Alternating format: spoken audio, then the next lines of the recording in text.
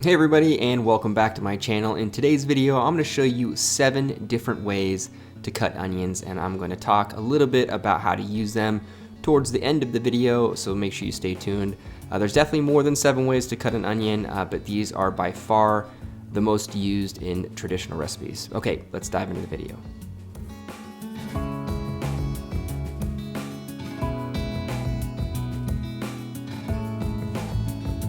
Okay, so the first cut I'm going with is the small dice. So first thing you want to do is to just barely cut off the woody, hard root end of the onion, but don't cut into the layers of the onion because this is what holds it all together as you cut. And for most dicing techniques, this is a key point of execution. Cut it straight down the middle from the sprout end to the root end and peel any hardened or waxy layers of onion away. Now this is how I personally like to cut my onions most of the time, but traditionally speaking, most chefs will teach you to cut the onion flat side down, making careful strokes horizontally. Like I said, personally, I like to slice from a more comfortable position, hence why I use the cut root end of the onion as a base and cut the way I would normally cut any other vegetable in a vertical manner. Make several vertical slices, making sure not to cut all the way through the onion, but also try to use as much of the product as well, so don't make your cuts too shallow. Next, you're going to lay the onion flat side down and begin to slice it across with a keen eye on similar sized slices. Remember, the more cubed the final product, the more refined your skills become, so think symmetry while you are cutting if you can. Next, you're going to turn the onion 90 degrees and cut the cross section as evenly as you can, with the same symmetrical mindset. When you're done, it should be similar to this texture and size.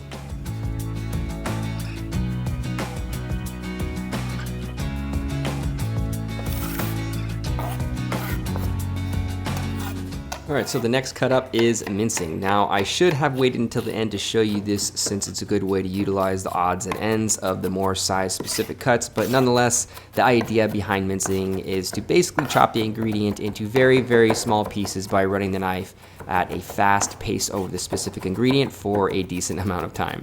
The minced onion should almost be a little wet because of the intense chopping and the release of the liquid that's trapped in the onion.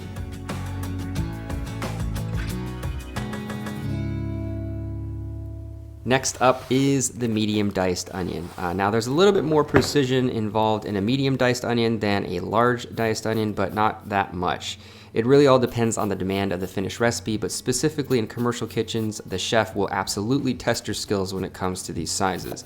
In a home kitchen, these can almost be interchanged without anyone really noticing the difference. As far as how to achieve the best results, follow the small diced onion guide that I mentioned earlier and double the thickness of each slice for medium, then double it again for a large dice.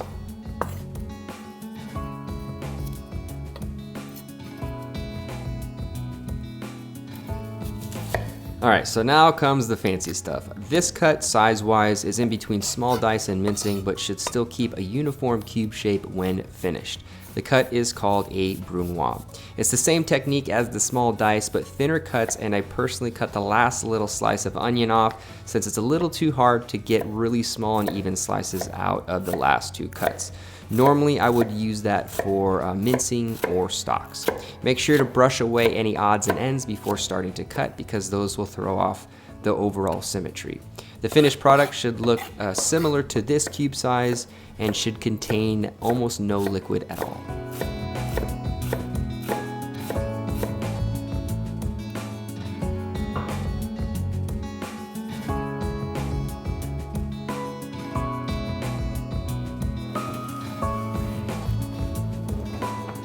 For the large diced onion, it's going to be the same technique for the Brunoise, small dice and medium dice, except you're just going to be doubling the thickness as you cut, just to get a bigger, chunkier onion.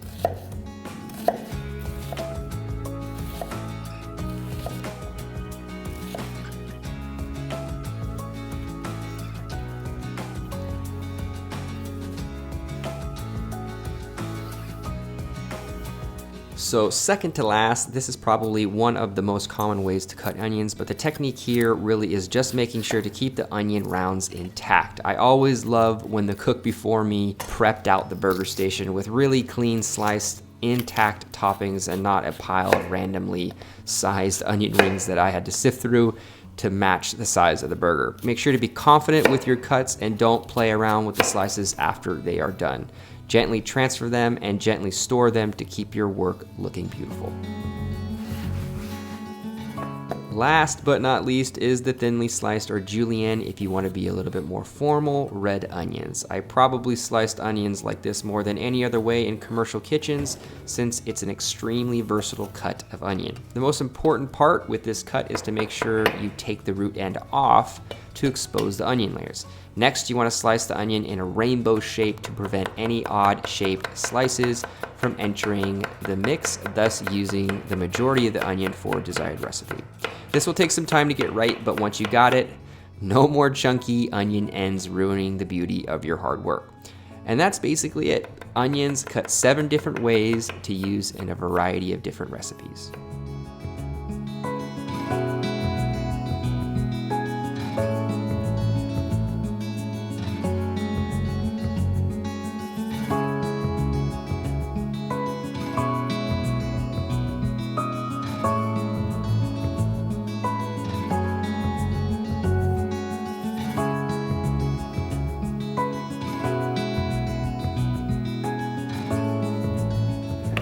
All right, so there you go, onion cutting 101. There's definitely more ways to cut onions, probably an endless way to cut onions. But these are definitely primarily the ones most folks are used to, especially in the culinary world. When you get into sauce making and stock making, all those types of things, you really learn these cuts because they all kind of have their own purpose. I'll go through them really quickly and break down kind of the uses of what, like the things that you would use these for primarily, but not for everything.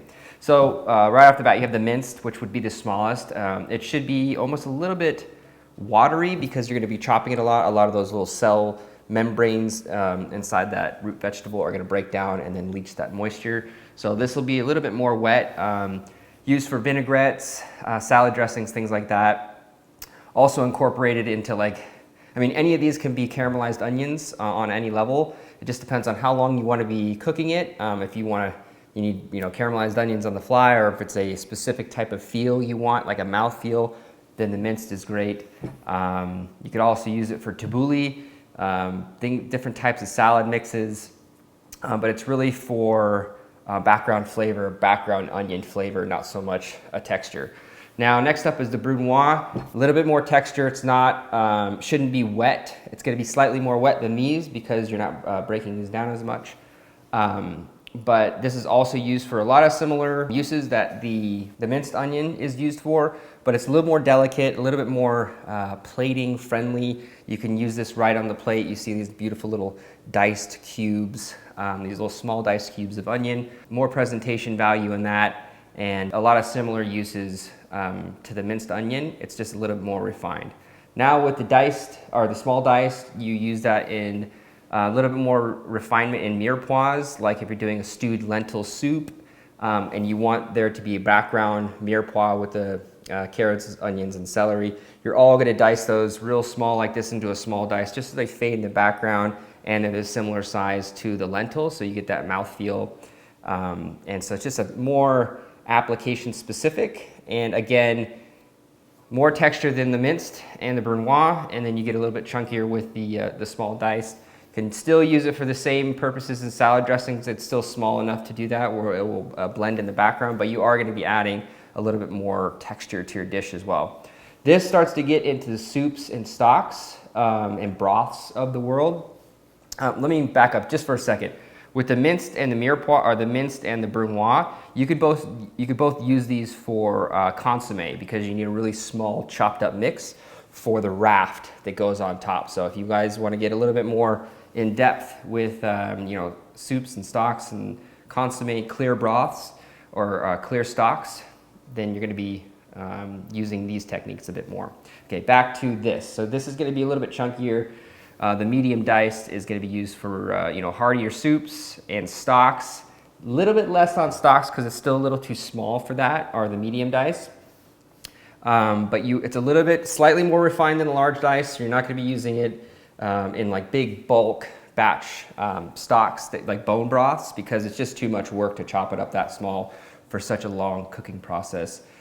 So you give yourself a little bit more variety of uses with the medium dice, but you also exclude yourself from that refined touch, like inside salads and things like that. Of course, you can use it, but you're going to be really adding a forward flavor of onion in that dish. Next up is the large dice. There's endless uses for this, but definitely, you know, bigger caramelization if you want to do bigger chunks of onion in your caramelization process if you want caramelized onions. Obviously, I wouldn't be using these in salads necessarily unless it's like a really chunky potato salad or an egg salad that you want that like crunch behind and you want a forward spicy flavor. That would be good with this, but really primarily soups, stocks, and even if you want to chop it up bigger, because the bigger you're chopping it, usually it's applying to a longer cooking time, such as soups and stocks, because you want to break down into mush, especially when you strain it. Some of that will pour through the strainer, the little small holes in the perforated parts of the strainer. So you don't want that. You want bigger pieces in your stocks and soups, or primarily in your stocks and broths, so it doesn't pass through in your straining process. Next up is the sliced onions. Obviously, these go in a variety of things. You could use these in a vinaigrette. A little too big for me to be mixing around or trying to emulsify something, obviously. But if it's a broken one, it could look good. Pickled onions, great for pickling. These break down pretty quick and pickle fast. So if you want quick pickling on your onions, this is a good way to go. Obviously for burgers and salads, I mean, you could use this really on anything. Toss it with some lemon and salt, mix it around. You could put that even right on top like some roasted salmon and just have like a little bit of acidulation and that spicy, sweet flavor of the onion. So lots to do with this, and it's pretty straightforward, pretty common sense as to how you could use this. Good for caramelizing as well. I wouldn't use the red onions, but good for caramelizing because it's just really quick. And of course, last but not least is the big chunky sliced onions. These are good on, you know, burgers. They're really good hard grilled or charred. I tend to like these really charred. If you just put them on a flat top or a grill, I'll let them go until they're like almost black on one side. Also, another good use for this is onion rings. I'd cut it a little bit chunkier, and I'd use the white onion, although it's kind of fun to use the red onion every once in a while just to mix it up with the onion rings. But yeah, there's more ways to cut onions for sure. There's chunkier ways. There's more unique, like obviously you could do that onion blossom. That's really popular. You can deep fry that. Oh, one more thing. I didn't show this in the video, but if you slice, you're really careful and you slice these onions really thin, almost close to this, maybe even a little bit more thin, and you soak them in ice water, they get really crispy and they tend to like curl. So you see this one, how it curled up? They kind of collapse on each other. Like that one's a little curly. It's hard to see. But it takes away a lot of that spicy flavor from the onion, and there's still some there, and it's definitely an onion flavor. But it's actually really popular in Japanese dishes, like on top of a salad with you know, shishito peppers and shiso leaves, julienne daikon, and things like that. It's a really good just kind of additive to crunch, a little bit of spice, and you can actually eat more onion with this because it takes a lot of that heartburn. Like fiery flavor away. So hopefully you guys enjoyed the video. I love cutting things. I'm going to be doing things a little bit differently, not necessarily on my channel, but just how I approach certain recipes. And I'm going to be using a lot of cutting techniques, show you kind of how to cut things and then actually how to apply it to a dish. So like just like how I went through all of these, showing you actually how to apply your knife to the cooking process and what that translates into and how much more you can get out of your knife before you start actually cooking in a pan or roasting in an oven. So like I said, hopefully you guys enjoyed my video. If you enjoy my channel, subscribe to my channel. Make sure you click that notification bell if you guys want to be updated on my videos, my new videos when they come out. Give this video a like if you guys enjoyed what's going on here in this video, and leave comments down below for future video requests, different cutting techniques, different culinary techniques that you guys want to see on the channel. And yeah, I'll see you guys next time with another video. Later, folks.